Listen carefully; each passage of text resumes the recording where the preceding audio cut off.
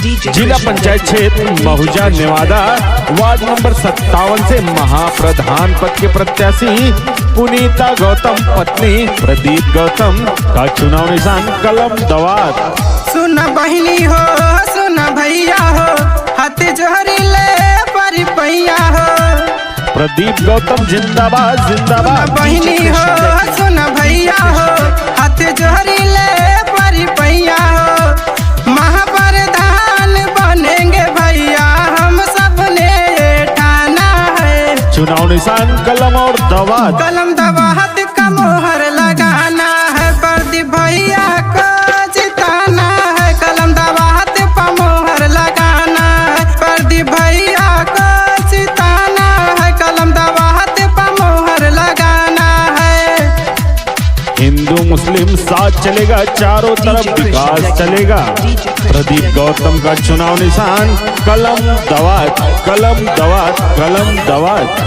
आने वाले चुनाव के दिन कलम दवात के सामने मुहर लगाकर प्रदीप गौतम को भारी मतों से विजयी बनाएं। अरे भैया अब के चुनाव में गूंज कलम दवात हर गांव में।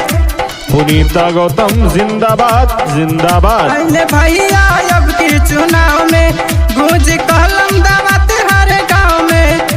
जनता ने इनको दिया जिम्मेदारी है। सब विरोध पे पड़ते प्रदीप भैया भारी है।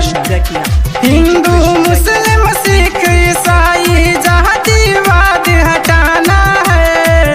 कलम दवात दवात पर मोहर लगाना है प्रदीप भैया को जिताना है। कलम दवात पर मोहर लगाना है प्रदीप भैया को जिताना है। कलम दवात पर मोहर लगाना है।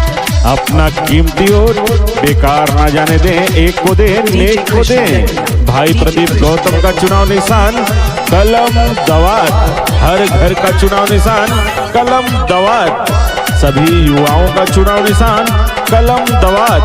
बूढ़े बुजुर्गों का चुनाव निशान कलम दवात। राजू बबलू का नारा है प्रदीप भैया तो सबका दुलारा है। पुनीता गौतम जिंदाबाद जिंदाबाद। राजू बबलू का नारा है प्रदीप भैया तो सबका दुलारा है। जो किए है वादा करके सब दिखाएंगे। जनता का आशीष पाए हैं जीत के आएंगे। प्रदीप गौतम जिंदाबाद। मुरारी कहेले अब की भैया को ताज दिलाना है। कलम दवात पर मोहर